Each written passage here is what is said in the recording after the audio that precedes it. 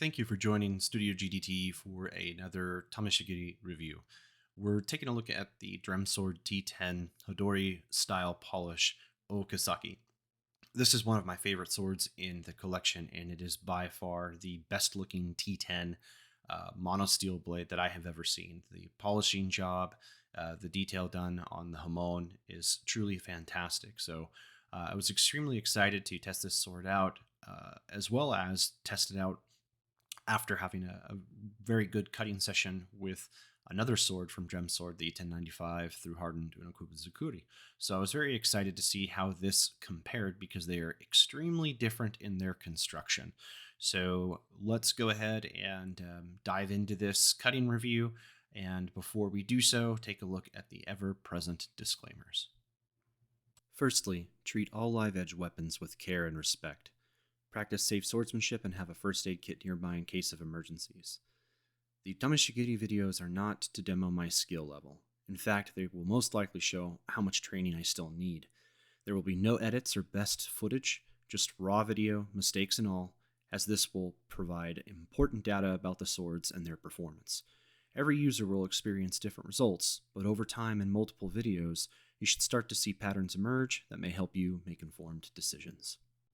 Looking at the measurements here, we have a Nagasa of 71 centimeters, a Sori of 1.9 centimeters, Motohaba of 3.2 centimeters, Sakihaba of 0.7 centimeters, Moto-Kasane 7.2 millimeters, Saki-Sane 3 millimeters, with a hefty weight overall of 3.3 pounds.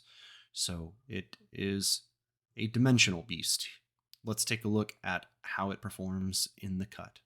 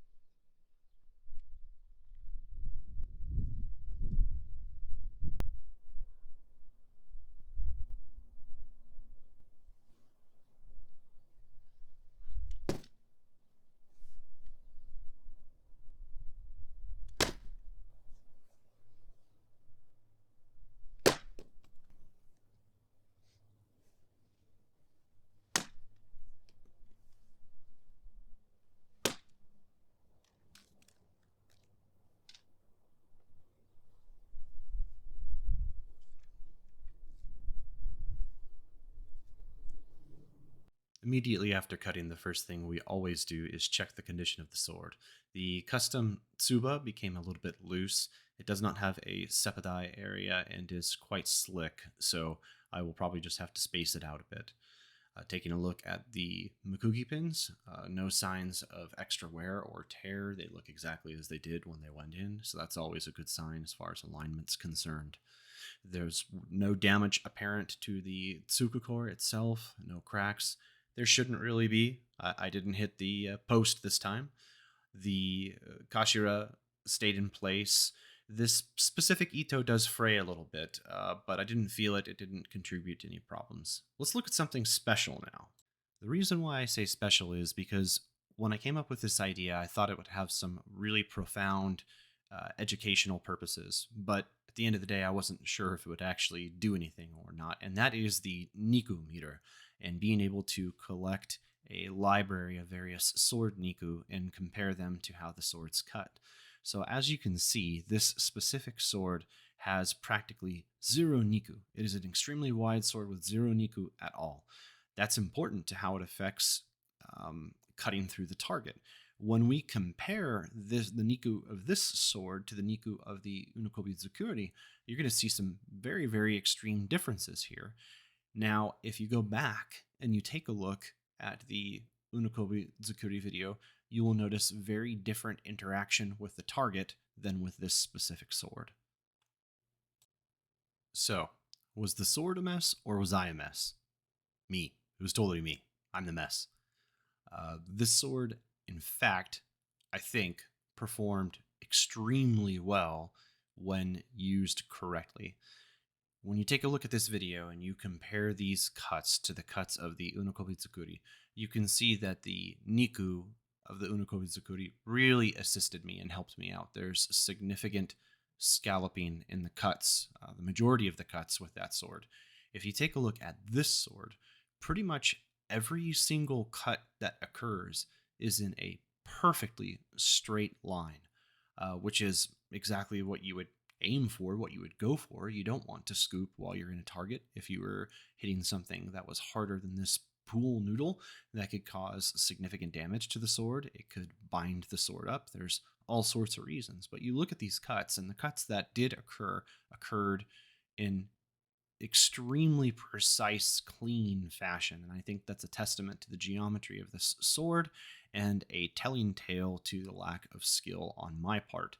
I think the Unokubi-Zukuri made things very easy for me on the first demo ride out here, as it just kind of whipped its way through there. Taking a look, this is the scallop, the only one. Besides my failed Nukitsuke, which is probably just my skill set and the fact that I'm not getting this fast enough. The majority of my errors in cutting were targeting issues. You can see I'm just not cutting in the right spot for the type of target that we have, and it's got no resistance, so it's just flexing and rolling over, and really it ended up looking like a wacky inflatable intergalactic advertising droid. So the sword is not to blame for any of this. It's just my skill set and my training that needs to improve. The expected evidence of passing through pool noodles was evident on the blade in the Monouchi area. You can really see with this shape and you can kind of visualize how much drag occurs as these move through targets, with targets being denser, obviously being more difficult for blades like this to pass through.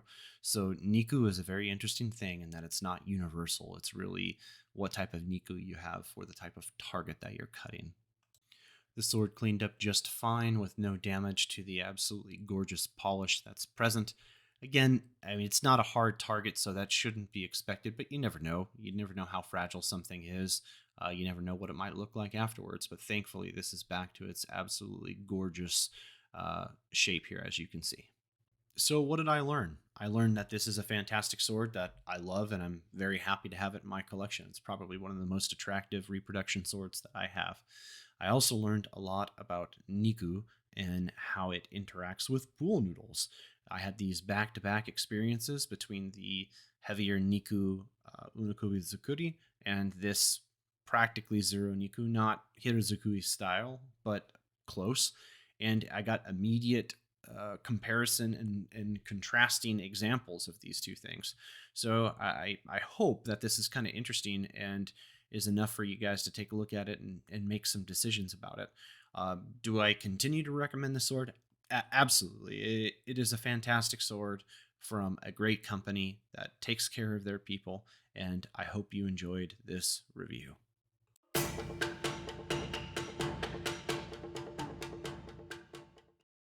Studio GDT reviews are made possible by the following sponsors: